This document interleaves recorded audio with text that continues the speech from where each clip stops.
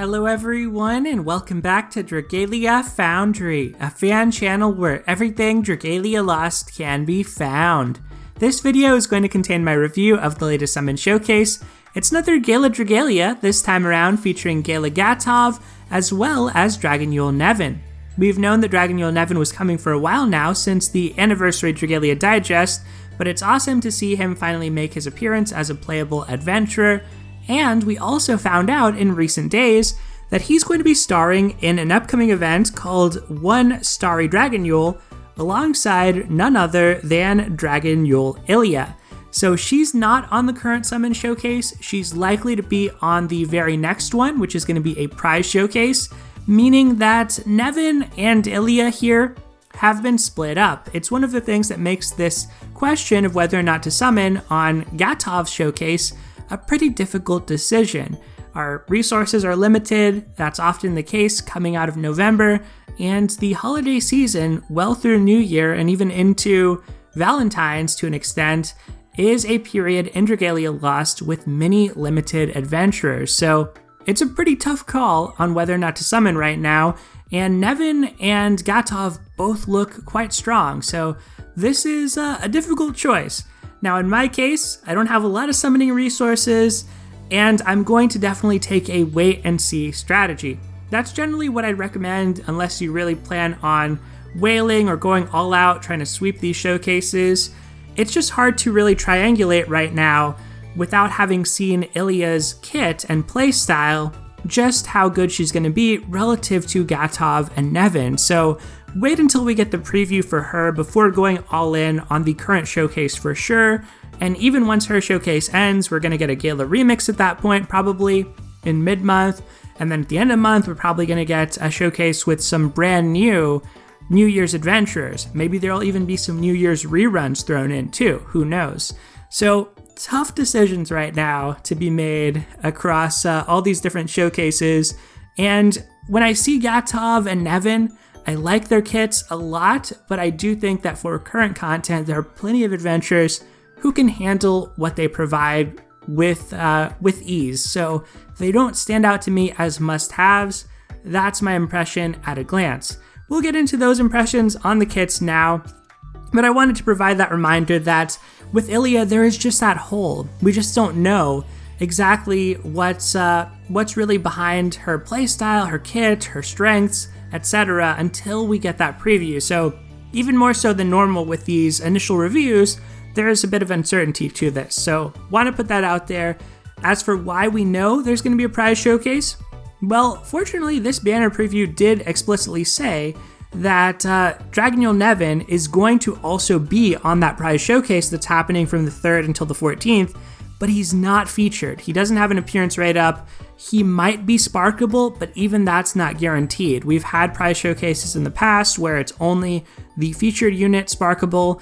We've also had some like Vania. Vania was introduced on a Gala Dragalia with Agni, and right afterward there was a prize showcase with Grimnir and Rose Queen, and Vania was also sparkable on that in addition to the showcase she made her debut on. So I'm hoping it's like that this time around where they'll at least make Nevin sparkable on Ilia's prize showcase, but even that's not necessarily a guarantee, which again makes this an even tougher decision because you can't see who's sparkable until the banner's actually released. So that is a little bit unfortunate here.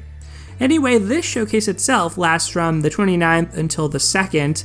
It's a short duration, as is the case with all of these galas and gala remixes, but also with those comes a 6% base appearance rate for 5 stars instead of the standard 4%.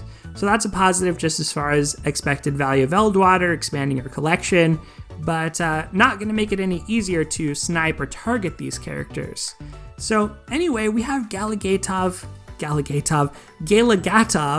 here as a Flame Axe, and Dragonyule Nevin as a Wind Dagger. It explicitly says Nevin is limited, so just like all the other Dragonyule adventurers, not part of the permanent summoning pool. And they also clarify that when it comes to worm sigils, which are used for sparking, those do not carry over across showcases, which means, it's a difficult decision about what you want to do there. So let's go ahead and talk about the characters here. I am definitely going to be skipping on this one, but there is some real temptation. I'm going to wait it out and hope on Ilia's showcase that Nevin will be sparkable, because they're the two that I want the most, even though I will say that Gatov looks quite powerful. But for me, I feel like Galas are easier to pick up in the future. There are platinum showcases and the like to get them. And seasonal adventures, I've always found it kind of hard. If you don't get them the first time around, it feels like you can be waiting for quite a while to pick them up. Plus, I kind of just like collecting seasonal alts. I think it's fun to have characters with their costumed variation from a particular holiday. So that's kind of where I'm at with this. Certainly more subjective than objective without seeing Ilia's kit. Okay, so let's talk about Gala Gatov here. The strength of the Blaze Wolf is yours. That is his nickname, of course, protecting the slums of Grams. I love the dual wielding here. It almost makes me feel like he should be a dual element adventure, maybe our first one with flame and water element represented. I think there are ways that that could be executed fairly. They have dual resistances already, Gala adventures that is, so maybe they could have dual elements in the future and take on the preferred element of whatever enemy you're fighting. It's probably not going to happen anytime soon, if ever, but just the art direction here, I thought it would be kind of sweet. But of course, these are just scorching blue flames on one of his swords there. And your eyes don't deceive you, even though he's wielding two swords. He is an axe adventurer, and that is sort of central to Gatov's gimmick and his playstyle. So Gatov, we'll start with the abilities this time around. Gatov essentially has two different kinds of stances. When he starts quests, he gets a Swordmaster gauge. He has that during quests, basically. He also starts with his second skill ready for use.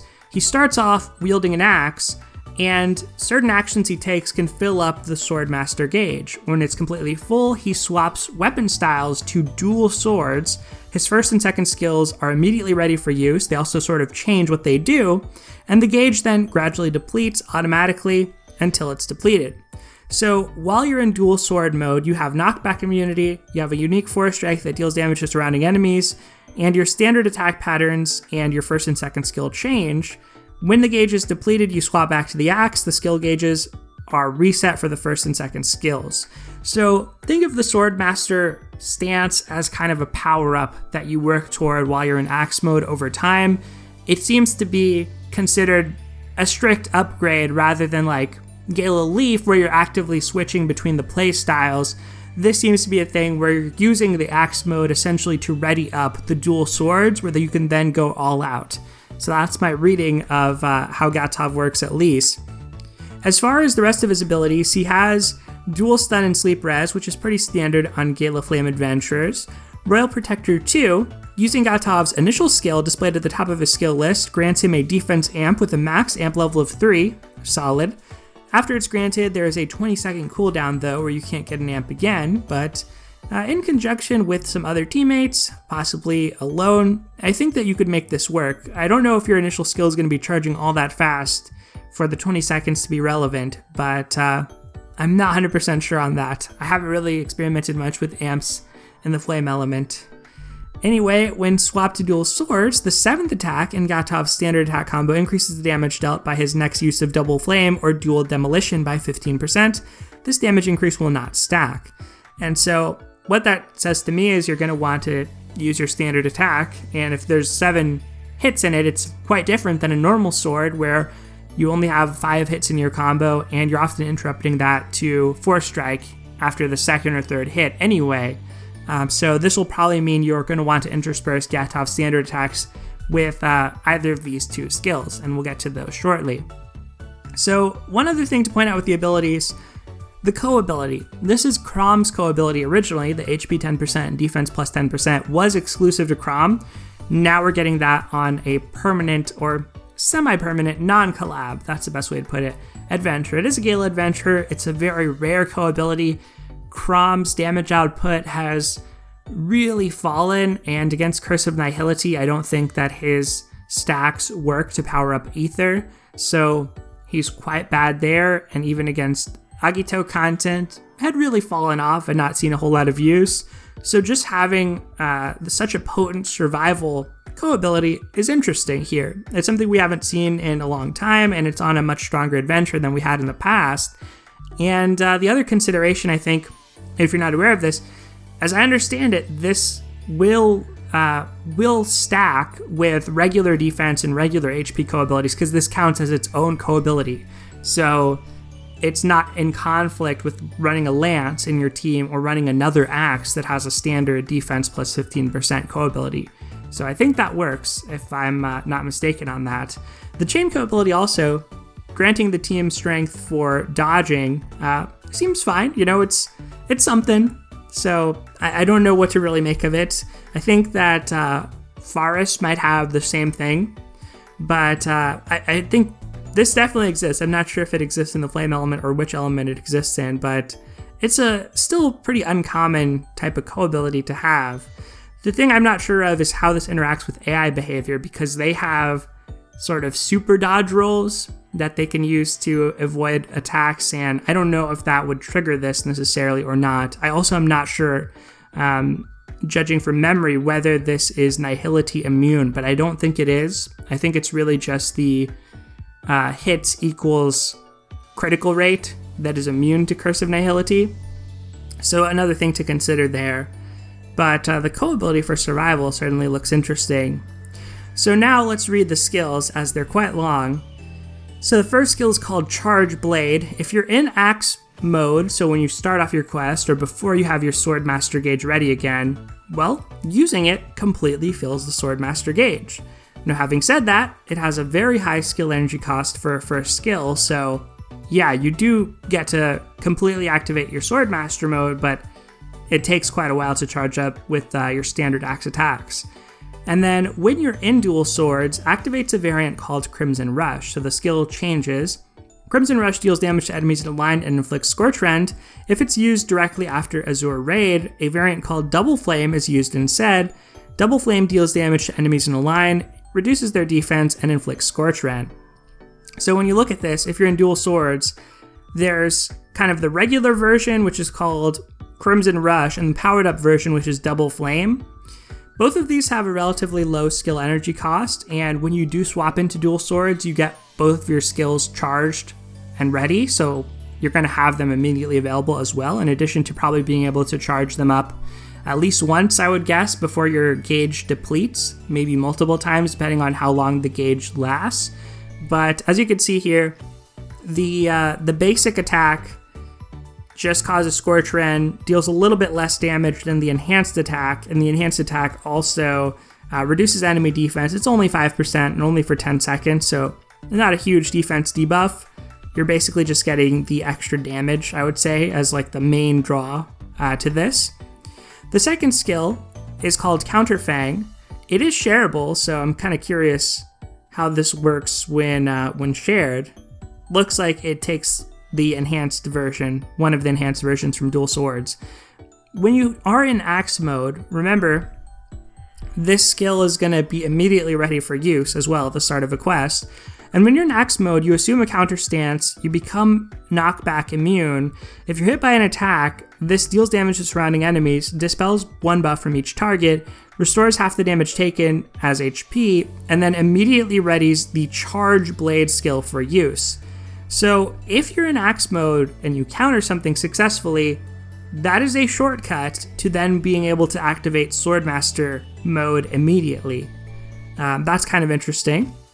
If you're not hit by an attack when in the counter stance, this skill gets ready for use immediately again. So you get to keep this until you actually successfully counter something. Some attacks can't be countered, and being energized won't upgrade the damage that you deal. This has a low skill energy required here. So essentially you can use this as a way of readying your Charge Blade. You also get it ready at the beginning of a quest. So if you could counter like an opening blast, maybe even like the corrosion or nihility blast that are often screen wide in the Sinister Dominion, then that could be a way to then immediately get your Swordmaster gauge going with your first skill. I think that this is actually pretty good and a way to enable more time in Swordmaster mode, where I expect the damage output to be much better. So once you are in Swordmaster mode, or dual swords mode I should say, then this activates a variant called Azure Raid. Azure Raid deals damage to surrounding enemies and dispels one buff from each target. If the skill is used directly after Crimson Rush, which is your first skill in dual swords, a variant called Dual Demolition is used instead. Dual Demolition deals damage to surrounding enemies and dispels 1 buff from each target. And so you can see here, it goes up in damage considerably, an extra hit and more damage overall.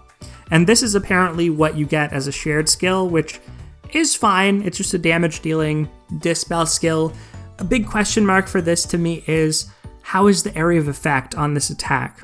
It does say surrounding enemies, and I guess it does that in both cases. So in context, the reason I ask that is, where is Gala Gatov going to be used, right? In the Sinister Dominion, you have Yaldabaoth, and you also have, and you have Asura? Oh my gosh, I can't believe I'm blanking out on the elements of the Sinister Dominion bosses. So Yaldabaoth, you start off using a flame team, and you switch to using a wind team. Asura, you start off using a shadow team, and you switch to using a flame team, right? In the legend difficulty, it's going to be the opposite. Therein is where my confusion comes from, but I think it's both Asura and Yaldabaoth that you have flame adventurers against, right? In Yaldabaoth, a lot of time is spent managing adds, managing minions that Yaldabaoth summons, and so having some nice AoE potential in your skills or your basic attack chain could be quite useful for a Gala Gatov in that setting. Even being in an axe mode and maybe just 4-striking, or maybe the unique 4-strike he gets to manage the crowds in that fight could be useful. And it's also a battle in which the Dispel comes in handy against Yaldabaoth too. For Asura, likewise, it's not so much managing the mobs or the adds, but the summonable orbs that Asura spawns, that by destroying you deal more damage to Asura. Those could be helpful to have some AoE to deal with as well. So I think that's one kind of hidden aspect here, just based on what's on paper, that may be a determinant of how good Gatov is in practice. Like, the damage looks quite good on paper. Score trend enabler, a little bit of debuffing, but not much. Having the Dispel is also convenient, so if you don't have a Leonidas or you don't have another Dispel enabler on your team, this could be a nice option to have handy, but it's a little tough to assess, and I'm not sure how the AI playstyle would work out. Is it going to be actively countering, and therefore getting into dual swords relatively quickly by countering, charge blading, then being in dual swords, or not? So those are some of my thoughts on Gatov. I think Volk through the legend difficulty, absolutely no problem. I'm curious about the dual swords, the special 4-strike, how the overdrive shred will be on that, but swords in general do have a very high amount of overdrive damage per second, so probably a good thing for Volk if you are going through the berserk phase of that battle. Overall, pretty interesting kit here. I don't necessarily expect Legend of either Asura or Yaldabaoth to be autoable, but the Master difficulties, probably. The Expert difficulty, certainly. And so, yeah, I could see Gatov being good. I just don't know that he's really doing all that much compared to who we already have. And it's kind of tough to know without having that next Legend fight.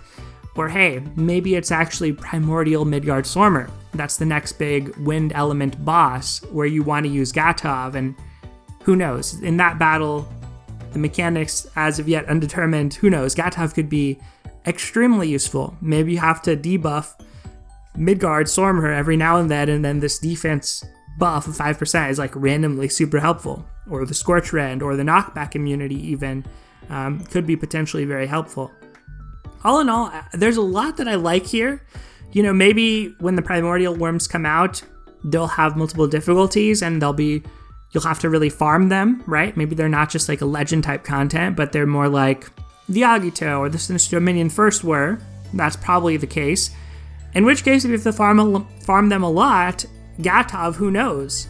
He could be like the instrumental piece to autoing really easily. It's very tough to make a determination on this showcase, is what I'm trying to get at repeatedly here, without knowing what's coming next. Right now, for current content, throw Gatov at it. throw Marty at it. It doesn't really matter who you're using. A lot of times, they'll be able to get the job done perfectly well. And especially if you have a good squad of dragons, which get better and better as we get these 5th Unbinds. For future content, not sure. When we look back at Regina and Sandalphon, were they effective against Surtur? They were effective, but were they required? Even for auto, they were not really required. So just something to think about as we... Whoop. Okay, there, that's taken care of. Sorry about that, but just something to think about as we await our next content release. Okay, so now let's talk about Dragonyule Nevin. So Dragonyule Nevin here with Ramiel in the background. On this Dragonyule Eve, I give the gift of her will. I love his outfit. Nevin is a character I just want to be good. I really like his character, Papa Bear, personality. He's a super fun apostle in my opinion. I just want him to be good, and unfortunately the original incarnation just wasn't all that. It really has not seen a whole lot of productive use in the game as of yet. Hopefully this Dragonyule variant is good because he certainly looks good. And now let's read on about his kit. From what I understand about him, similar to his original incarnation, he's going to start out, and we'll begin again with the abilities here, he's going to start out with the Locked Sigil debuff. So he's powered down when you start a quest for 300 seconds. Using Stellar Knives, which is his first skill, removes the Locked Sigil. So one of the easiest ways of removing the Locked Sigil that we've ever seen, you can just straight up remove it by using your first skill. However, the skill gauge fill rate for Stellar Knives and the amount that gauge filling effects fill its skill gauge are reduced by 80%. So you have to wait quite a while. It's slow to fill up that skill gauge, but once you do use that first skill, that's basically it. Your sigil is released from then on. When the Lock Sigil effect wears off, the user is granted the Sigil Released effect instead, and Sigil Release summons divine daggers around the user and grants the user a unique Force Strike. This Force Strike has charge levels equal to the number of divine daggers currently summoned around them, throws daggers equal to the number of levels charged directly ahead, and inflicts Stormlash. Okay, and divine daggers that connect with enemies will remain embedded in the enemy and apply the Divine Sting debuff while embedded. Divine Sting lowers the target's Stormlash resistance and deals damage over time. Divine Sting can stack up to 4 times. Divine daggers summoned around the user will attack automatically, but their attacks will not be treated as standard attacks, and they will not attack automatically while embedded in enemies. And then, Bagra's 100%, Stormlash Edge plus 40%, so extra chance of causing Stormlash. Alright, so a lot to unpack here. You have the unique Force Strike, you have Divine Daggers around you. It doesn't say how many Divine Daggers are around you, but there are some numbers later on about how many can stick in an enemy. So you get these Divine Daggers, you charge your Force Strike, it has levels equal to the number of daggers that are currently summoned, so if you summon 4, it has 4 levels, and then you throw that many daggers equal to how many levels of charge you applied. And it causes Stormlash, hopefully has some pretty good overdrive damage to it as well, being a special type of Force Strike. Divine Daggers that connect stay embedded, and then they apply Divine Sting debuff, which lowers the target's Stormlash res and deals damage over time, and you can stack Divine Sting up to 4 times, so you can embed 4 of these daggers into one foe. I don't know if that means that you start with 4 summoned, if you start with 8 summoned and you can do this to 2 foes. That part is unclear to me, at least based on what we've read so far. Let's scroll up here. For this time, the co-ability of critical rate plus 10% is just standard for daggers, and the chain co-ability, just not a whole lot to really remark on there. That's okay, nothing special. Stellar Knives is the first skill that was mentioned earlier that just removes the Lock Sigil and summons Divine Daggers around the user. These Divine Daggers attack automatically while summoned around the user, but their attacks will not be treated as standard attacks. So that's kind of like the Fig summon that Gala Laxi does, or think of the Shikigami summon that Seimei does. You get a little familiar to help you out.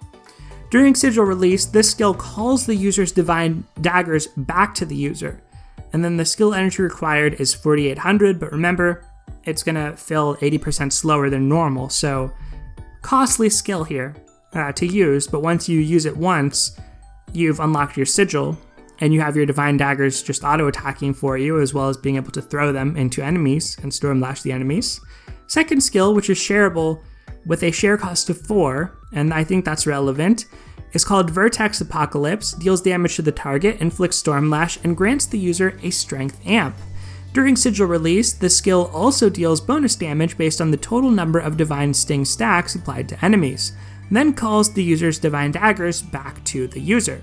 So just like the first skill, it calls back your daggers, but also it's going to do more damage for every divine sting stack you have applied. So maybe it'll explain some of the limits here, but as you can see, this has a relatively low skill energy cost, and it has the same cost here when shared. That might be a mistake, might be a typo, or maybe that's genuinely the cost. If that is genuinely the cost, this is pretty good. You know, it's okay damage, but the fact that it's applying a strength amp with a max level of 3 and causing Stormlash on a shared skill with a cost of 4 to share, there just aren't that many great 4-cost shared skills to pair with like a 6-cost overdamage, and being able to access strength amps on a shared skill, I think this is actually pretty solid. So if this is the real cost, skill energy cost, then this could be kind of interesting to share. During ability effect, bonus damage is 500 a hit, but it doesn't say what is the cap on how many divine daggers you can have. So really, that is the mystery here, unless maybe I'm missing it here, but I don't know how many divine daggers that Nevin can have total. If it's just 4, then you can stack them into an enemy, and you're doing, I guess, 2,000 extra damage on this, which is solid. I'm very curious about that, but regardless, there are some nice properties here, potentially. With the unique Force Strike, maybe there's a shot at some good overdrive damage, but daggers already have pretty good overdrive damage, so it might actually be a little bit reduced if you're throwing that many special daggers that have other bonuses to them. The Stormlash enabler portion of this could be interesting as we think about Iblis. On the Master difficulty, you do need to Stormlash Iblis, or it's likely you'll need to Stormlash Iblis if you can't force him to change faces quickly enough. And you'd need to do it, I think, 4 times to count down a counter he has, and if you don't, you will get a wipe and your team will lose. What if on the Legend difficulty, the requirement is like 6 applications of Stormlash, or 8, or 10? As that scales up, the ability to reduce enemy Stormlash resistance, and just moreover, just being able to apply Stormlash every time you Force Strike with one of these special daggers, that could be really helpful for a rapid-fire Stormlash application. Even throwing this as a shared skill onto like your healer, like let's say you threw this onto your Akasha. She already has Stormlash on her second skill after her Mana Spiral, and that charges all the rest of her skills by creating a skill recharge zone. If that does get going in some way, that could be a way to then reapply Vertex Apocalypse if this was a shared skill for her. It's probably not that likely in Sinister Dominion, but she does work pretty well for Mercurial Gauntlet. She works just fine for that, so that's a setting where that might be more effective. But I think that there's some interest here with Iblis. When it comes to Yaldabaoth, there, I think, sort of like with Gatov, the question is just, what is the AoE property like on these different mechanics? Like, is the second skill going to hit in a wide area? Are these Force Strikes going to target easily and conveniently? Do you summon more daggers for all the enemies that you have? These are some of the questions that I have. I mean, maybe it's good that a dagger could get embedded and then deal damage over time, and you don't have to worry about that enemy anymore because they're just going to die from the damage over time. But I think that's one of the things that I'm a little unsure of here, thinking about how Nevin might play out, because Yaldabaoth should start with a wind element team, and then switch to using a flame element team on the legend difficulty. For the current difficulty, Master, I'm sure Nevin will probably have no problem and be totally fine to use. For a higher difficulty, I'm not sure. And Iblis will be the opposite, so on Legend, Wind will be used in the second phase, and maybe if you need to apply Stormlash a lot at that point, Nevin could be super useful to have. I'm interested in Nevin, I have to say, for that shared skill. I think that'd be a pretty fun one to use and apply. And for Gatov, he just seems very strong. I could see him staying in his dual sword mode quite often as just a pure damage dealer with that Dispel as well. Thinking ahead to Primordial Midgard Stormer, one of the things they added to the high dragons to make them harder when they introduced the Master difficulty is these self-buffs that they'll apply. Having a Dispel option with good DPS, good overdrive DPS, possibly with the dual swords, if there's any kind of berserk element or overdrive-centric mechanics to the primordial fights, those are things that could potentially come in handy. So it's a little bit tough to judge this one. I'm going to go back to that refrain here. I like the showcase.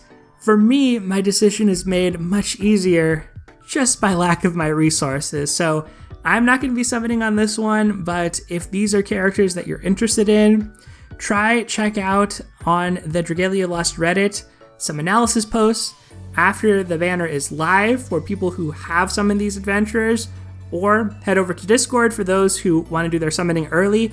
I think that the more impressions and opinions you can get on this, the better, and probably leave you in a more well-informed place. There are those who will summon these adventurers and give their analysis and thoughts once they're actually released. The playstyles, once again, are unique enough that I think there is a lot left to the imagination with what we just read on paper. Anyway, though, that is going to do it for this video, everyone. Thank you once again for watching. Take care, and I'll see you next time.